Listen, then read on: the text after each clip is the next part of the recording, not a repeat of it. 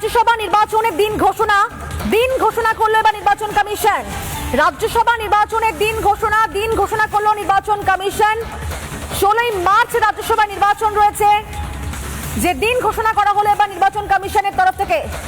রাজ্যসভায় কিন্তু বাংলার জন্য 5টি আসন বরাদ্দ থাকে এবং সেখানে এবার দিন তো ঘোষণা করা হলো, কারা সেখানে জায়গা পান সেটাই এখন দেখার। 16ই মার্চ রাজ্যসভা নির্বাচন, দিন ঘোষণা করলো নির্বাচন কমিশন। রাজ্যসভা নির্বাচনের দিন ঘোষণা করলো নির্বাচন কমিশন এবং যে দিন জানা যাচ্ছে 16ই মার্চ রাজ্যসভা নির্বাচন রয়েছে। সেক্ষেত্রে মনোনয়ন জমা দেওয়ার শেষ তারিখ হচ্ছে 5ই মার্চ এবং স্ক্রুটিনি হবে 6 মার্চ। অন্যদিকে মনোনয়ন প্রত্যাহারের শেষ তারিখ হচ্ছে 9 মার্চ।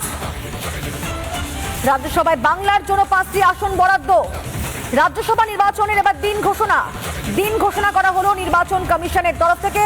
এখনো পর্যন্ত যে সমস্ত তথ্যগুলো জানা যাচ্ছে, 16ই মার্চ রাজ্যসভা নির্বাচন রয়েছে। আরো বিস্তারিত আমাদেরকে জানাবেন অনুপম, রয়েছেন আমাদের সঙ্গে। 26শে ফেব্রুয়ারি নমিনেশনের লাস্ট ডেট হচ্ছে 5ই মার্চ, স্ক্রুটিনি হবে 6ই মার্চ।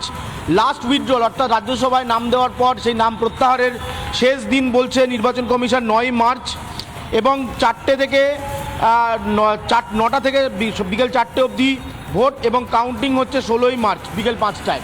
এবার তোমায় জানিয়ে রাখি যে রাজ্যসভায় পশ্চিমবঙ্গের 5টা আসনের মধ্যে যেটা আমরা খবর পাচ্ছি যে একটি আসনে তৃণমূল কংগ্রেস তারা পরিবর্তন আসছে, তাকে রাজ্যসভায় না নিয়ে এসে বিধানসভায় নির্বাচনে লড়ানো হতে পারে, এমনটা কিন্তু জানা যাচ্ছে।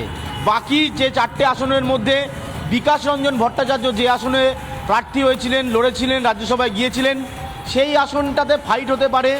বাকি অন্যান্য আসনগুলোতে তৃণমূল কাদেরকে প্রার্থী করবে না সেইটা এখনো পর্যন্ত স্পষ্ট নয়। শোকেত গোখলে, সুব্রত বক্সি, ঋতব্রত বন্দ্যোপাধ্যায়, বিকাশ রঞ্জন ভট্টাচার্যের মতন মুখ রাজ্যসভায় এতদিন পর্যন্ত ছিল। তবে এবার তৃণমূল কংগ্রেস রাজ্যসভায় প্রার্থী বদল করবে কিনা, নাকি পুরনো যারা ছিল তাদেরকে এক্সটেন্ড করিয়ে দেওয়া হবে সেইটা এখনো নিশ্চিত নয়।